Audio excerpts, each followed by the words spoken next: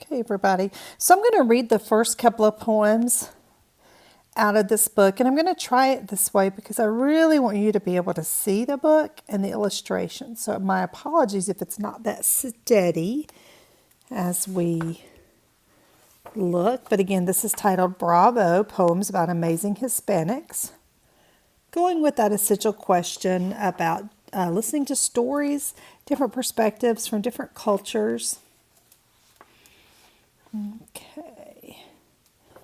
So this one is about Juan de Morales. I'm hoping I said his name right, and I'm sorry if I did not. First Friend, 1713 to 1780 in Cuba. Now these people wrote, these are poems about them.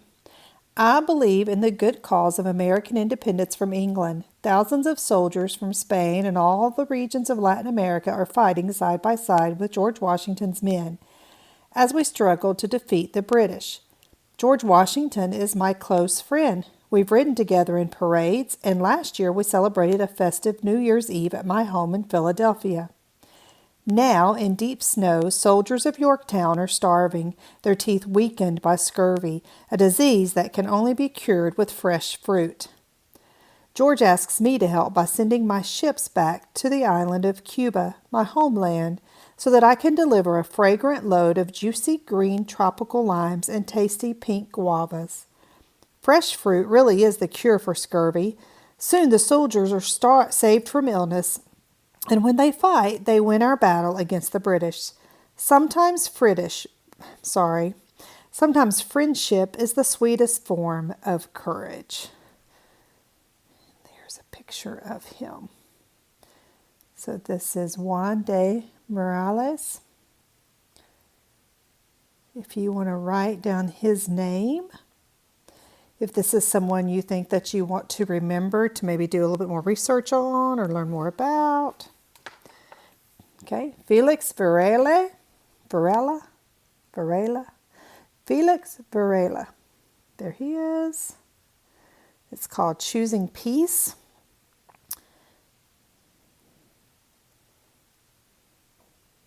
My family's tradition is fighting. I am expected to become a soldier. By the age of 14, I know that I will never fire a gun or carry a sword. I do not wish to kill men, so instead I read, study, teach, and when I decide to be a priest, I preach against cruelty, speaking out in favor of freedom for slaves and freedom for the colonies of Spain. Demanding justice is dangerous. Forced to flee my homeland, I'm followed by an assassin, but when I speak to him of kindness, he listens, choosing peace. As an exile in New York, I become the priest at a church attended by survivors of the horrible famine that sends thousands of Irish families fleeing starvation, seeking refuge in the United States. I work hard to help the Irish families build schools for their children, and I tend cholera patients. And I defend Irish American boys and girls against insults from mobs who hate them just because their parents are immigrants. So you can see the years he lived and where he was from. And he immigrated to the United States from Cuba, and you can see what years. So this is kind of going to go in time order of these people's lives. Okay. This is Juana Briones. Okay, and we are going to read about her. It's titled On My Own, and she's from Mexico. And you can see there the years of her life. I was born in Alta California when it still belonged to Spain. This is a land of good herbs and great sorrows, the conquest of Los Indios, my soldier husband's cruel job. When he hits me, I leave him, and for many years, first under Spanish rule, then Mexican, and now American, I survive as a rancher and healer, curing the sick with medicinal plants and healing myself with independence.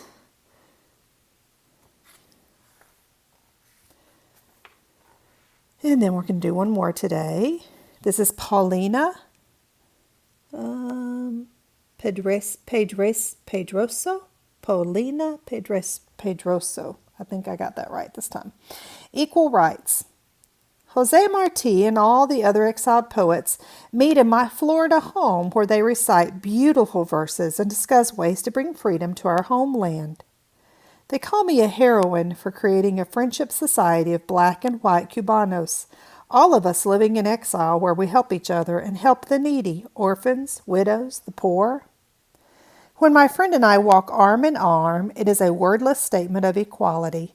Marty's light skin and my dark skin, side by side.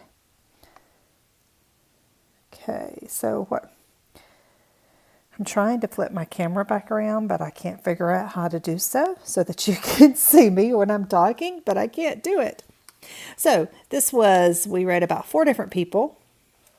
Today, we're going to go ahead and read about Jose Marti, since she mentioned him. So there's Jose Marti. And there it is from Cuba, The Magic of Words. As a child on the island, I see injustice, so I write about freedom. But at 16, I'm arrested, and after months of hard labor in prison, I am forced to flee my homeland. In New York, I stroll through Central Park with the children of other exiles telling stories of gentle elephants and enchanted shrimp. I say that each day is a poem. Some hours are green and peaceful. Others are red, like festivals or storms. I love teaching children how to tell their own stories. Now, in the back of this book, I want to show you that in the back, there's a little bit about each person. So, I really wish we could be together to read this.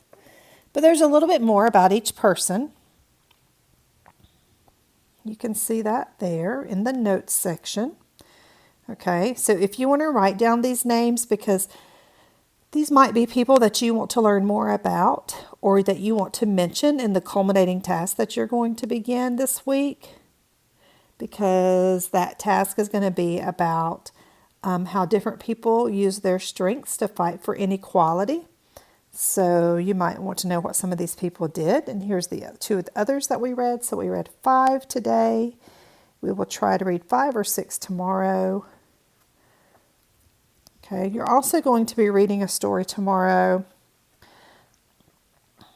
about Cesar Chavez in Journeys this week. I don't know if that's tomorrow or Wednesday, but you're also going to do that this week, okay? So it's a very good book. I tried to find it on Epic, but it's not on Epic. But it has great poems. So that's what the front of the book looks like if you want to check it out for yourself one day. And then I'll read some more of these tomorrow.